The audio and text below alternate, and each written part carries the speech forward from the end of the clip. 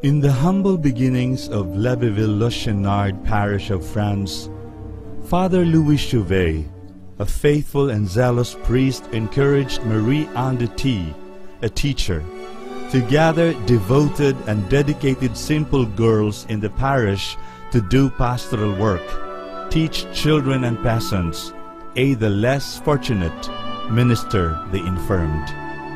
Later, they were named School Sisters.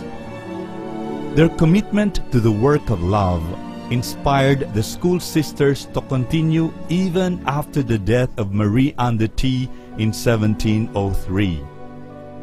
Father Chauvet sustained and motivated the sisters to pursue the apostolate as he supported them until he died in 1710.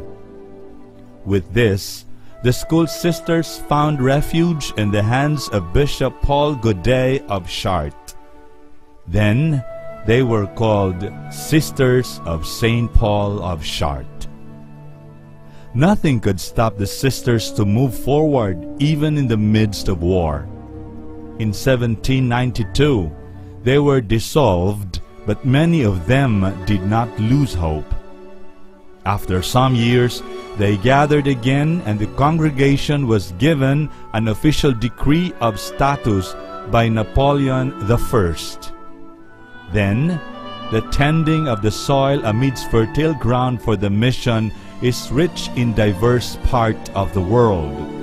In the French colonies of the West Indies, Martinique, Guadeloupe, in Asia like Hong Kong, Vietnam, Japan, Korea, Thailand, then to the Philippines, to where the valiant zealous sisters came fanning the flame. Would such beginnings resonate to Moses' experience when he heard God's voice through the burning bush? Yes, the first voice. The first call was made by Bishop Frederick Rucker of Haro, who had the burning desire to have sisters served in his diocese. He sent then a letter to the superior of the Sisters of St. Paul of Chartres. He got a generous response as 7 pioneering sisters coming from different parts of Asia arrived at now Rizal Boulevard, the then Dumaguete Beach. The 7 pairs of footprints as they first stepped Dumaguete shores brought a promise of hope, a zealous desire to proclaim Caritas Christi urget nos.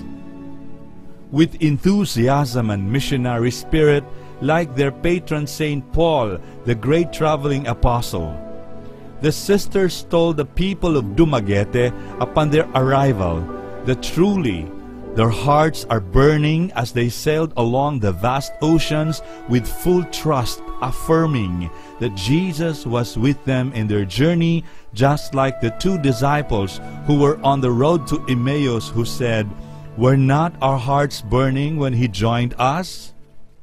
So were they. Yes, the burning bush, the burning desire, the hearts burning.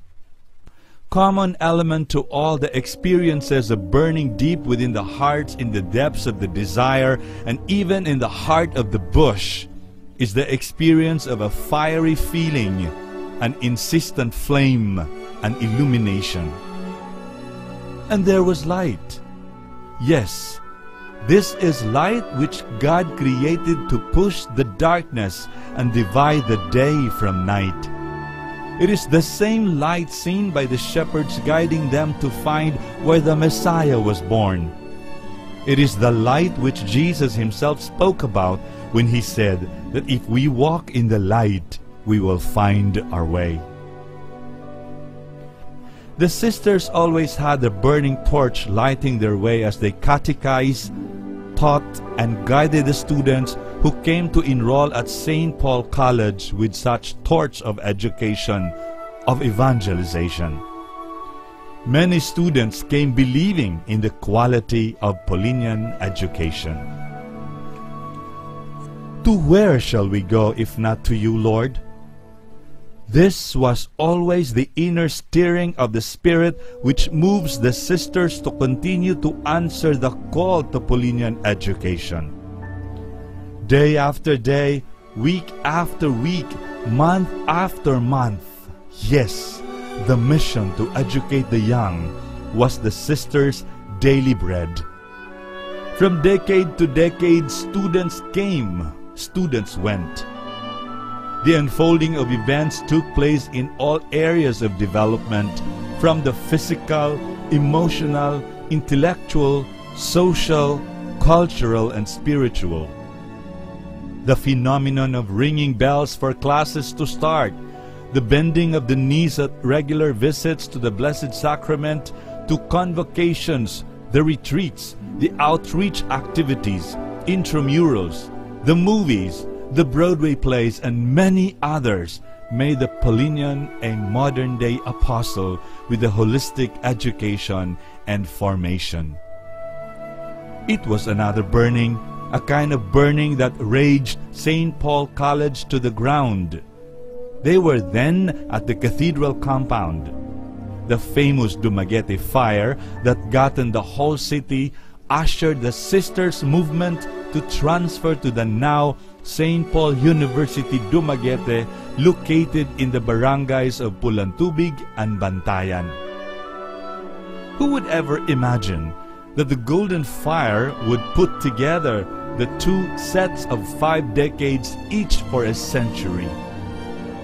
The centennial celebration then came about in a fire tried gold. Memories of joys and pains, of tears and laughters, of successes and failures, of death and rising, of the hark sons and daughters of St. Paul. 2004 ushered the beginning of another era of St. Paul College as it turned into a university, keeping the fire still burning, aflamed with the desire to continue responding to the call of Paulinian education toward a transformed Paulinian, living the Christocentric spirituality with greater zeal and dedication. St. Paul University Dumaguete welcomes and celebrates with all of you, with hope and joy, the seasoned 105 years. Hark, sons and daughters!